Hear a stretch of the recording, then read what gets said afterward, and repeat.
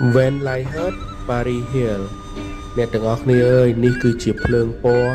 ដែលចាក់ចំកណ្ដាលបេះដូងទីក្រុងប៉ារីសគឺប៉មទូអេហ្វែលនេះឯងមានមនុស្សរាប់លាននាក់ដែលប្រាថ្នាមកលេងប៉មទូអេហ្វែលមួយនេះព្រោះតែវាជា iconic របស់ប្រទេសបារាំងក៏ជាទីក្រុងនៃក្តីស្រមៃដែលមនុស្សគ្រប់គ្នាប្រាថ្នាមកនៅប៉ែកអឺរ៉ុបនេះផងដែរខ្ញុំពិតជាមានក្តីសោមនស្សរីករាយខ្លាំងមែនទែនដែលបានឃើញប៉មទូអេហ្វែលនេះទាំងពេលថ្ងៃទាំងពេលយប់គឺពិតជាអស្ចារ្យខ្លាំងមែនទែនមិនដឹងថាមាន10ឆ្នាំប៉ុន្មានដងទេដែលអាចឈរមើលប៉មទូអេហ្វែលដ៏អស្ចារ្យមួយនេះតែយ៉ាងណាមិញខ្ញុំបានសម្រេចបំណងប្រាថ្នារបស់ខ្ញុំរួចរាល់ហើយគឺបានមកមើលប៉មទូអេហ្វែលនៅចំកណ្ដាលទីក្រុងប៉ារីសនេះតែម្ដងខ្ញុំស្រឡាញ់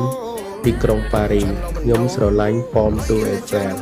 សង្ឃឹមថាអ្នកទាំងអស់គ្នាអាចបានមើលប៉មទូអេហ្វែលដូចខ្ញុំដែរ